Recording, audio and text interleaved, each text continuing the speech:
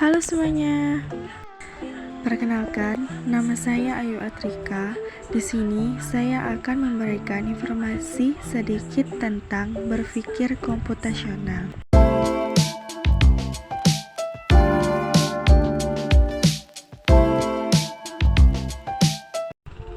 Apa itu berpikir komputasional?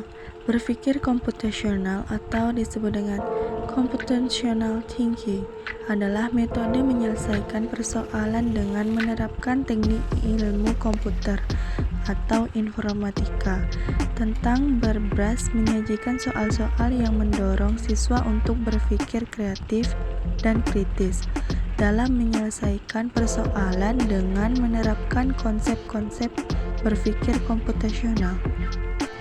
Penjelasan: berpikir komputasional memiliki peran yang sangat penting karena tidak hanya dapat digunakan pada pengembangan aplikasi komputer saja, namun dapat digunakan untuk mendukung pemecahan masalah pada semua disiplin ilmu.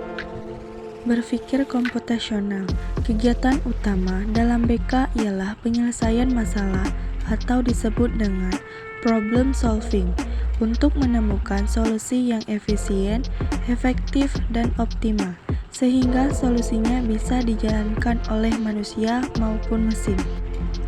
4 fondasi berpikir komputasional. 1. Abstraksi atau disebut dengan abstraction.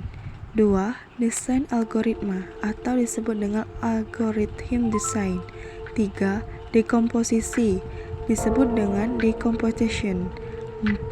Pengenalan pola atau disebut dengan pattern recognition. 1. Abstraksi atau abstraction menyaringkan bagian penting dari suatu permasalahan dan mengabaikan yang tidak penting sehingga memudahkan fokus kepada solusi. Contoh abstrak: ketika kita menggunakan sebuah komputer, kita hanya fokus terhadap pekerjaan yang kita lakukan dengan komputer kita. Kita tidak memikirkan susunan komputer di dalam komputer, bagaimana komponen-komponen tersebut bisa bersatu, dan bagaimana komputer bisa memproses pekerjaan kita. 2. Desain algoritma atau algorithm design menuliskan otomatis solusi melalui berpikir algoritmik atau langkah-langkah yang terurut untuk mencapai suatu tujuan atau solusi. Contoh algoritma. Contoh algoritma dalam kehidupan sehari-hari pertama adalah terkait dengan membuat kopi. Algoritma tersebut berisi panduan mulai membuka kemasan kopi, menyeduh air, menyampurkan gula hingga menyampurkan dengan air panas. Setelah itu, semua tercampur rata. Kopi siap dihidangkan. Sebelum disantap harus diaduk terlebih dahulu. 3. Dekomposisi atau decomposition. Metode menuntaskan masalah yang dilaksanakan dengan teknik memecah masalah menjadi bagian-bagian yang kecil sampai lebih gampang dipecahkan. Contoh dekomposisi. Berikut ini merupakan contoh dekomposisi yang bisa terjadi dalam kehidupan sehari-hari, yaitu saat kita berencana untuk mengadakan pesta makan bersama keluarga besar, maka kita akan menggunakan dekomposisi untuk mewujudkan rencana tersebut. Kita bisa menganalisis dan menguraikan apa saja yang dibutuhkan dalam acara tersebut, lalu membaginya lebih spesifik. Kita bisa berbagi peran dan melakukan tugas masing-masing sesuai peran tersebut.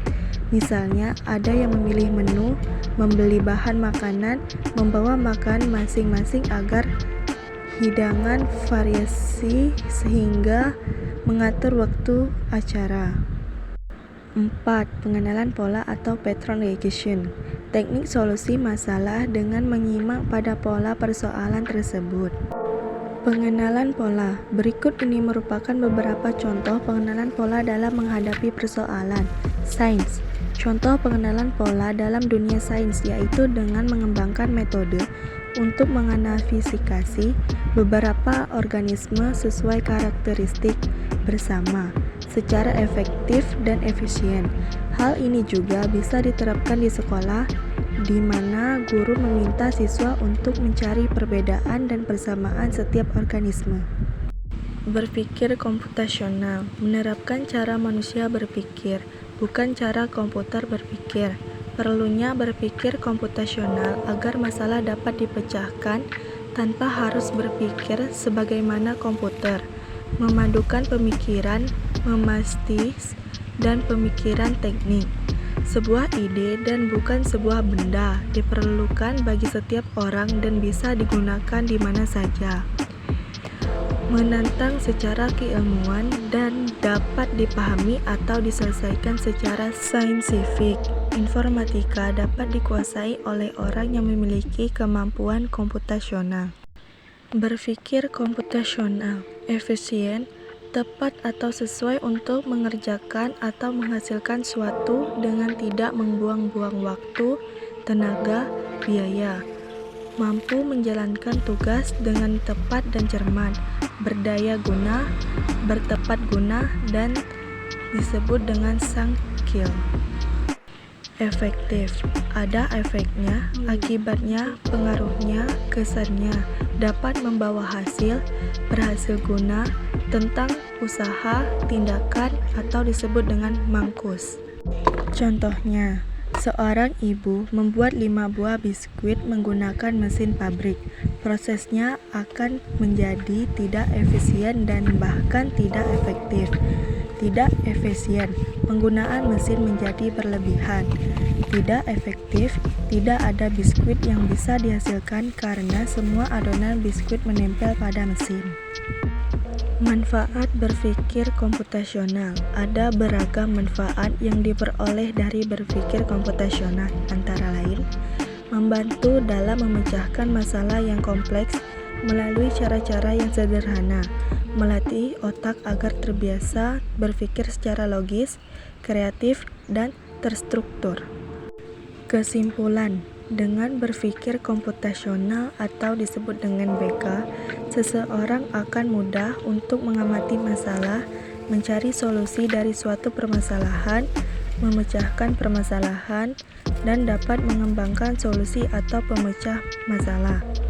Mengasah diri kita untuk berpikir lebih efektif dan efisien. BK menjadi landasan berpikir informatika dan menjadi landasan secara solusi informatika untuk semua bidang kehidupan.